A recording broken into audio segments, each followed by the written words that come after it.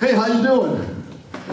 Good morning. All right, thank you for coming out. I'm just getting here. And we were resolving some scheduling issues. Apparently, I'm signing autographs and making commentary on something at exactly the same time in different rooms, which really plays on my split personality. You're never alone when you're schizophrenic, you know. So anyway, I'm Paul Niemeyer, so if you came in the wrong room, that's that's who I am. Maybe you want to go see whoever you're supposed to go see. Anyway, we're going to talk a little bit about the beginning of video games and my experience there. I started at Valley Midway in 1982, and I worked there from 82 to 84. And after the big video game crash of 83, we all got kicked to the curb, and then I ended up freelancing for Valley Midway and making like way more money than I was when I was working there, which kind of ticked me off a little bit. You know, the very first job I made about twice what I would have made if I was working there. I thought, well, you bastards. Anyway, so let's start at the beginning. How I got the gig. I was working at a little sign shop on the southwest side of Chicago, designing all kinds of signs for, like billboards along the highway, everything from there to, Joe Blow's pet store, and everything in between. And a buddy of mine called up, and phone rang. It's a friend of mine. He says, "Hey, what's the matter, man? I'm gonna come around to 12 with some Puerto Rican girls in town to meet you." I can't take that phone call. I'm at work, right? So phone rings again. It's a friend of mine. And he didn't do that. He said, "Found an ad in the paper describing your dream job." I'm like, "Really? Valley Midway? Whoa, you're hitting on all cylinders here. Wait a minute, what is this?" "Yep, ad in the paper, go down and check it out." "Cool, I will do that." So, about an hour later, phone rings. It's a friend of mine. Didn't know the other friend. Says almost the exact same conversation. "Found an ad, man. It's like describing you as like your dream job." "Okay, universe, I'll go. So that's how I got the gig, sort of. Called them up, went down for the interview, and well, first of all, I had about a week to get ready for the interview. I'm getting ahead of myself here. I was so excited I got the interview. So now I'm like, okay. What am I gonna put in the portfolio? I gotta show them. What am I gonna show? Can't show them these stupid signs. That's boring. Okay. What do I do? I know. I'll finish those 20 paintings I got at home, right?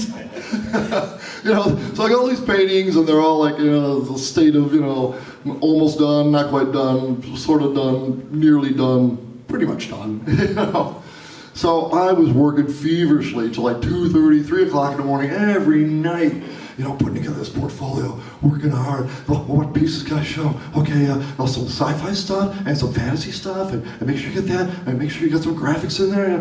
I'm overthinking the whole thing, totally.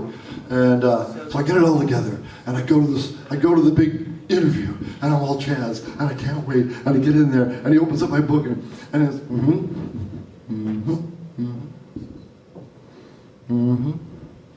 Okay, thanks. Oh, F. My dream job just went down the toilet. I couldn't believe it. I was like, really? That's it? "Yeah, thank you. Well, we'll be in touch." And I thought to myself, "They're in touch. They always say that. Bunch of bull. They're not gonna call me." They called me. But not before they made me agonize for 2 days, okay? Moping around. "I get this job. I really wanted my old high school in the toilet." Whiny little crybaby that I was. So they called me up, and I got another interview. And I thought, oh, they must have changed their mind, or whatever happened there, I don't know. So I get there, and now there's like 6 people in a room. And my portfolio's like, they're taking it apart, and they're moving all on the table, and everybody's walking around, pointing and talking, and asking questions, and all right, now this is more like it. So then they said, okay. So I'm thinking, yeah, the job. No, we're not giving you that yet. One more interview. Okay, so a couple days later, come in for an interview, and there's like a dozen people in the room, including George Gomez and Paul Ferris and Craig Ferris, and who ended up being my bosses and working, you know, George Gomez. Geez, how much more famous can you get, that guy? An awesome guy, totally awesome guy. So during the interview, I'm looking at the end of the table, and there's this guy, and he's like kind of staring off, you know, he's looking over the stuff, and he's not really kind of paying attention to me at all. And I'm thinking, he must be one of the execs from Midway that screwed up and got sent down here for his punishment or something, you know? Because he didn't seem like he was connected to it, you know? And later on, it turned out to be Paul Ferris, who was my boss, you know? And if you guys know Paul Ferris, art god, just an amazing guy, amazing talent. Have you ever seen pinball games like Paragon and Lost World, and you know, it's fantastic artwork, right? Okay, so if you know the artwork, you're nodding over here, that's cool. The muscle-bound guy, that's Paul. Oh, wow. It's a self-portrait, he always does self-portraits. and the hot babe laid out his feet, Jen, his wife. And look at every game he did. It's him and Jen. I swear. You know, they were into bodybuilding. They look great, you know. And Paul, just the greatest guy in the world, really. He was the best boss ever. Later, after when I became a boss at times, I kind of modeled my bossness, can you use that word? I'm making up words. My bossness after Paul, because he was just such a great guy. He was one of those guys that cared about the troops, you know, you know, when you get marching orders, he ate what you ate, he marched what you, you know, he was one of those guys, you know. Perfect example, I remember my desk was in a place in the department where I could see everybody come and go. And one day I'm working at my desk, and the door flies open, and it's Paul. He's all pissed off. And he's got that look, that bulldog look on his face. He's going to you know, just run toward a wall and put his head through it, you know. So he goes out to the center of the room, and he goes, "Come on, everybody!" We're going, "Oh crap! What fresh hell be this?" So we all waddled over, and he goes, "Okay. Just got back from a meeting with the boys upstairs, and they're not happy that everybody's, you know, putting your names on the artwork and sneaking your initials into the artwork. You know, they're not happy about it. So here's the thing: you guys got to be more careful, okay?"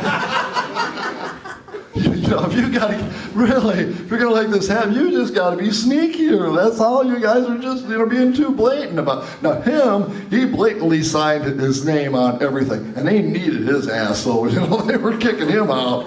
But he was the only one who could get away with it, you know. So and they figured, well, we'll come up and rattle his cage. You know, the boys upstairs were gonna rattle his cage and you know, send him down to us.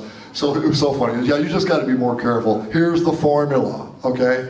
You gotta sneak it in somewhere where they won't notice it, and then if it gets to production, it's too expensive to go backwards, right? So it stays on there forever.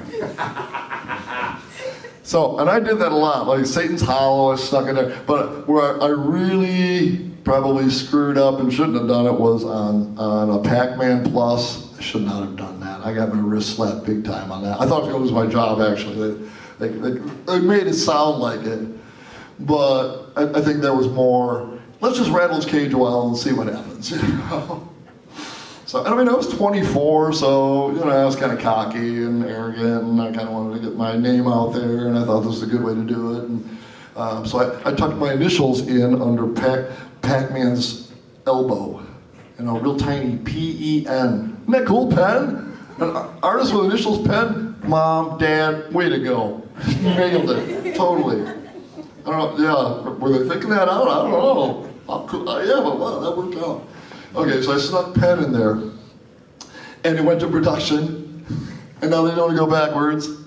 Oh, I got the finger wagging a little wrist slapping. Oh, you bad boy. Which I thought helped my reputation, actually. Bad boy, you say? Cool. It didn't make any difference after that. Nothing actually happened on the bad boy thing. Except for in my mind. Yeah, question already. Oh, yeah, sure. Who found it under PacMan's elbow? I'm sorry, my hearing is horrible. I think he was asking who found it under PacMan's elbow, who discovered the... Some pain in the butt. Somebody screwing with the concept. Who knows? You know, okay, you know what? That's a very poignant question because it speaks to the fact that nobody knew more than they absolutely, positively had to. And maybe this is a really good time to bring up like the security issues that were at Valley Midway in the day. When I started, like my very first week, you know, I'm trying to figure out who's who and what everybody's name is and who's in charge and who to suck up to and you know, who's ass to kiss, right? You know, I was ambitious, like I'm not gonna deny that. I was definitely ambitious. And there was a guy that everybody, I don't know who this guy is, but man, he must be the dude. Because he walks around here like owns the place, and they're all like, "Hey, ooh, well, there he goes," you know. So I thought, get to know that guy. So on the very first Friday, you know, see you Monday. All right, bye. So Monday came along, and he wasn't there. In fact, he was at Atari. He had cleaned out his files and his desk, and showed up at Atari, working there, and all hell broke loose. And it was my very first week. And right then, everything kind of changed. We all had security cards. And now, you remember, this is 1982, okay? And I had a security card with a magnetic strip on it, when nobody even knew what the hell they were. I've never seen that before. How long was it before credit cards had, you know, back 82, we were still doing the impression, you know, if you're old enough to remember, you know, running the stupid thing over a credit card to get the impression of the card on a ancient technology, you know, from the Roman era. So anyway, we had these cards with magnetic strips on them, and they changed the access code every month. Like, it was like working at the Pentagon. It kind of was, and that's how you had to do that to get in the building. And then, if you wanted to use the elevator, you had to have a code to get to, like, if you want to go talk to Brian Cullen about something, you know, you had to have the code for the game. You'd put that into the code on the elevator, and it would take you up to the second floor. And nobody went to the third floor. In fact, we named it Black Ops, because we had no idea what the hell was going on up there.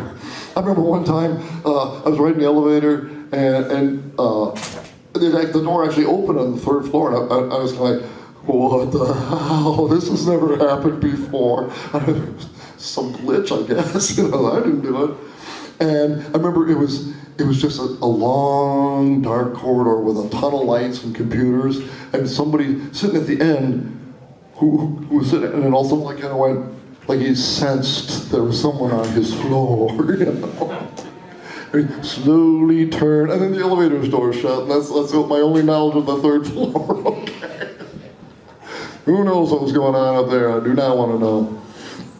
Okay, so it was crazy working there with the security issues.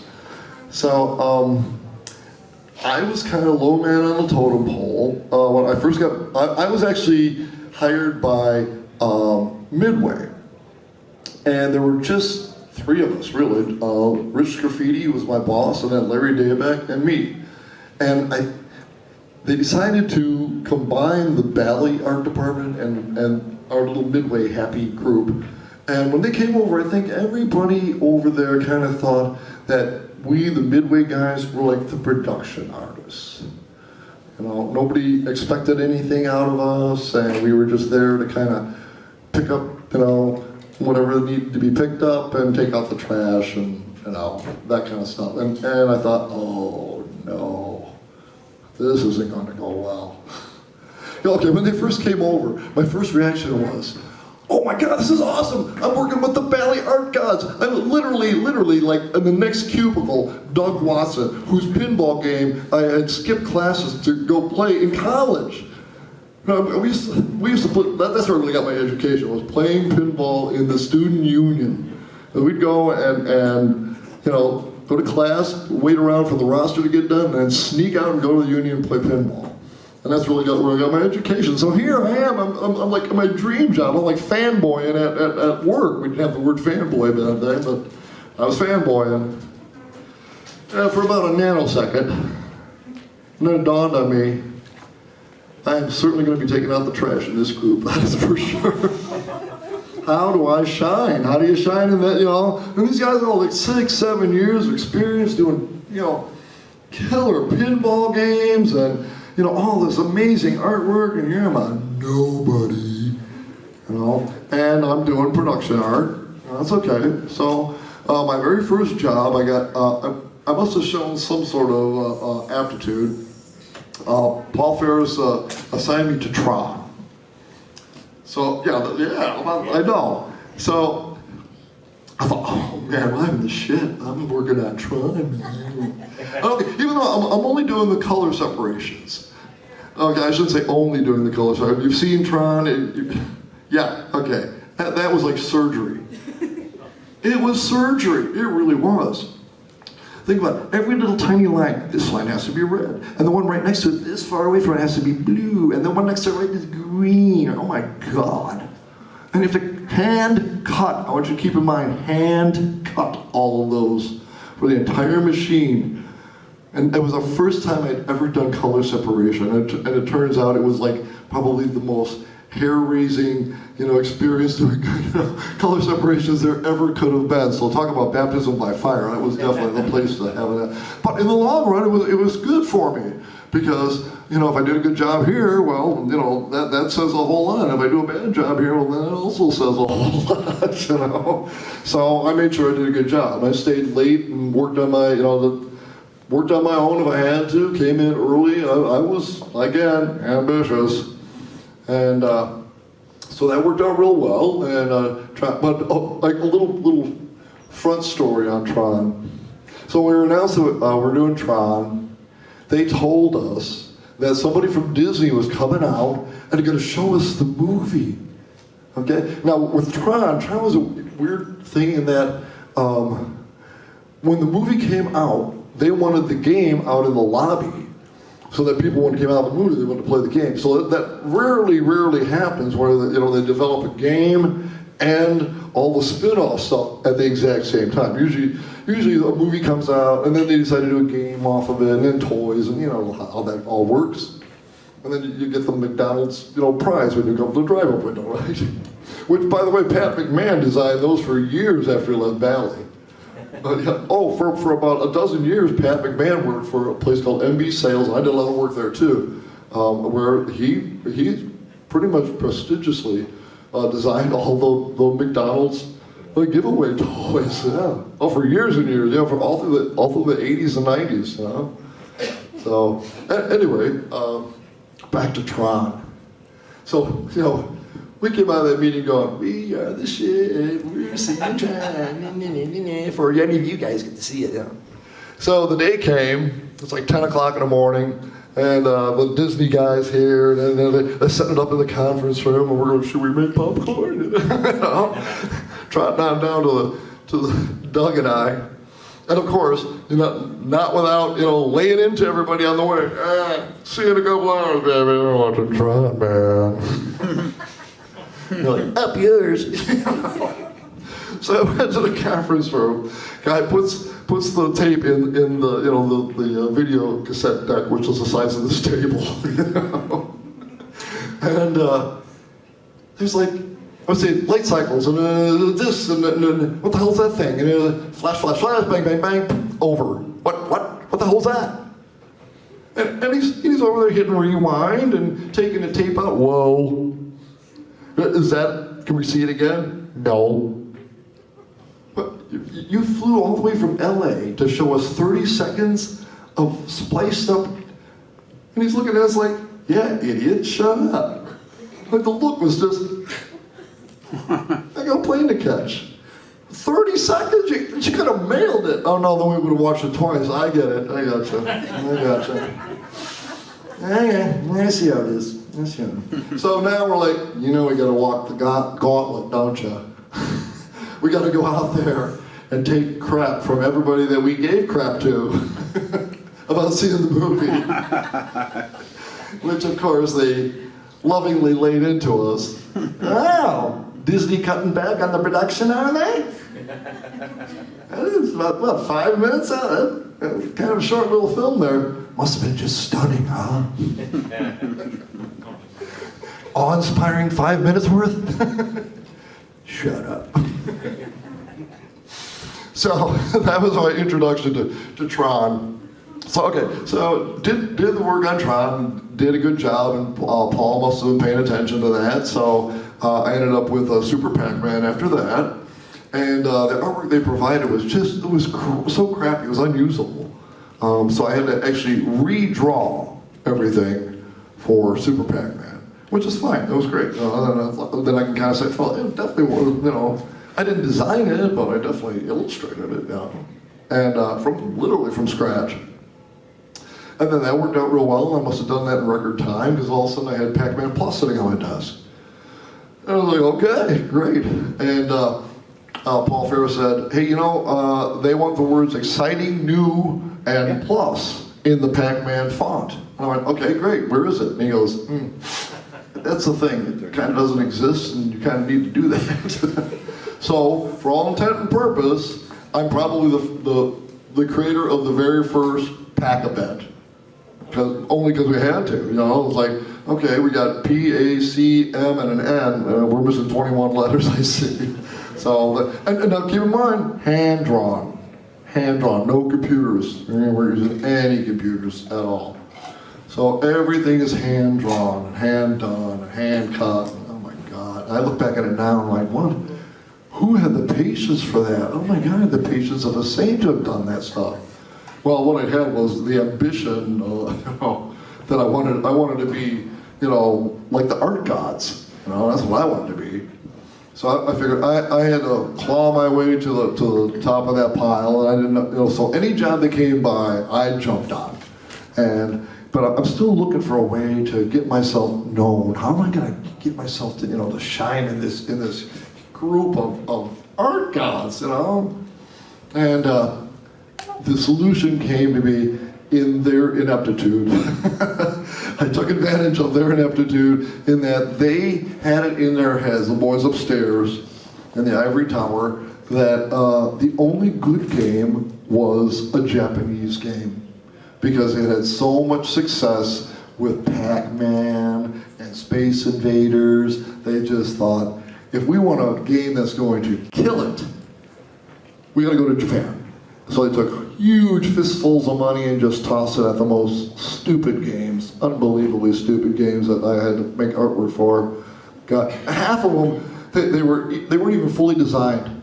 The rare time I actually got to go and play one of these little test games, it had like 7 racks on it. I'm like, where's the rest of the game? That'd be it. How much did he pay for that? $1 million in 1982 money. Ouch. Okay, yeah, you're back there nodding. Yeah, no shit. That is so corporate. It's corporate thinking. Right, unbelievable. You assemble a department of some of the most talented people on the planet. And then you put together, a second floor of some of the most talented programmers on the planet. And then you go to Japan to throw money at stupid games that are poorly designed because you had this mental breakdown thinking that's where the success lied. Well, all these games came in and they all needed to go out on test. So they needed header art. We had like a generic control panels we'd throw on stuff, and we'd have generic boxes that we put all the games in, but it needed a header, So there's where I saw, ding, light bulb, this is where I can make my big splash. So I volunteered for every game that came down the tubes. Because I figured if I could just whip out some really cool graphics, you know, and get my bosses, because I had to go past my boss. Everything had to go past my boss. I figured, okay, if I'm doing these, and you get like 2 or 3 hours to do these. So, you know, here's the thing, I always kept a morgue file, and everybody did. Let's say, for instance, you had a game and you had to draw a robot. So you wouldn't just draw one robot and that would be the one. No, that never happens, you know? You draw like 4 or 5 robots and maybe we'll go, yeah, take the head from that one and this one, and that one looks too much like a Cylon, and put this over here, and you know, and that kind of stuff. So you'd end up with your robot for the game. Well, you got 4 other perfectly good robots here that you haven't used. In the morgue file to go. You know, so one of these games that come along, I need a robot. Guess where that's coming from? You know, and at that point they're like, oh my God, he's pulled this stuff out of his ass. Look at this, 2 hours and he designed these robots. How do you do that? Oh, indeed. Suckers.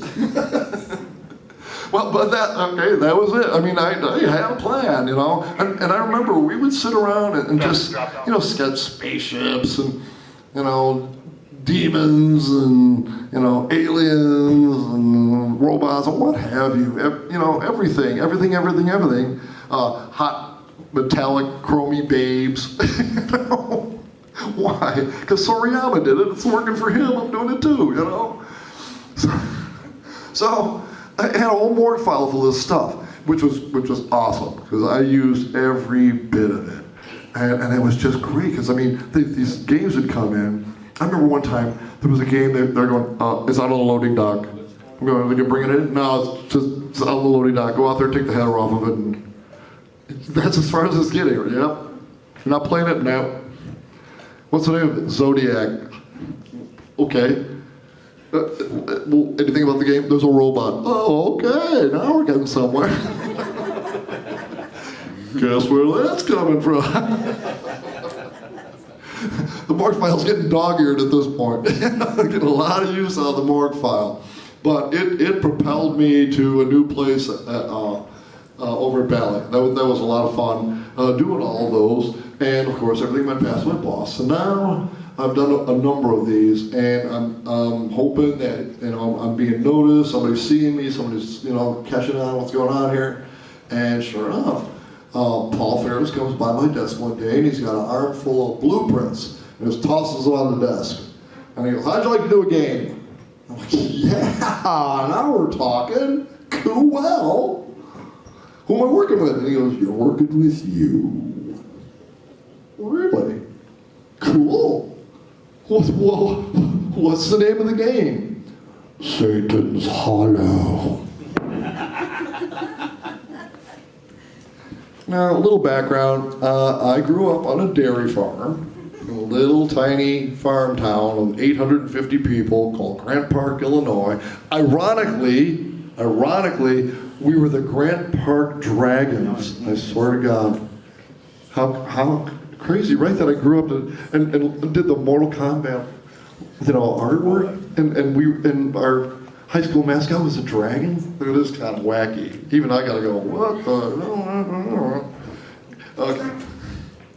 Anyway, farm boy, little town, Germans, Niemeyer, das ist eine deutsche Name.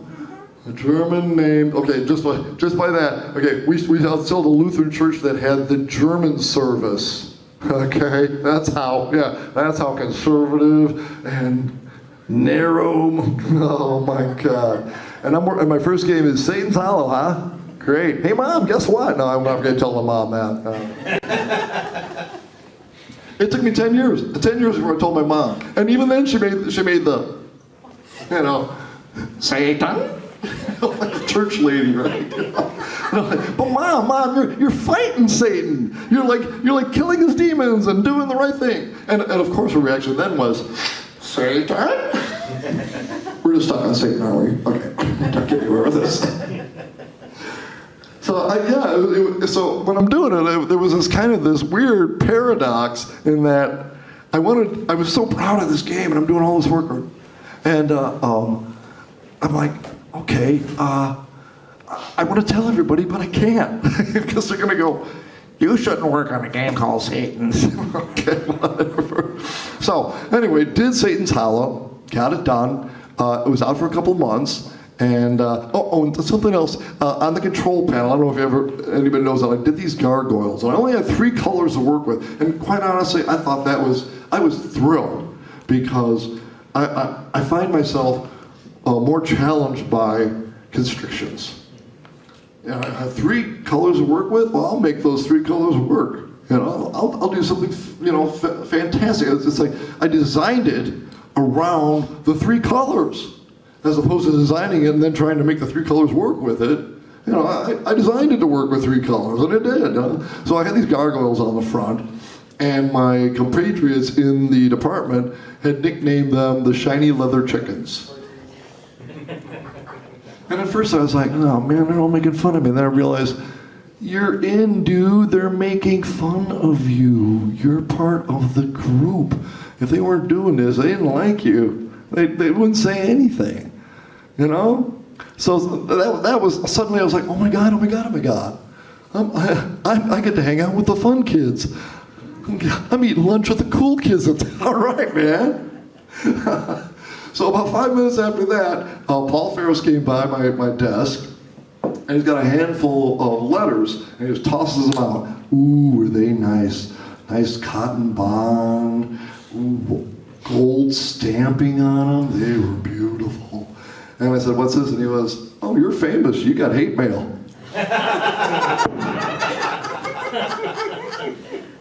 Well, that's how we judge it, man. You get hate mail, you're famous, baby. How do you know you're famous? You have famous enemies.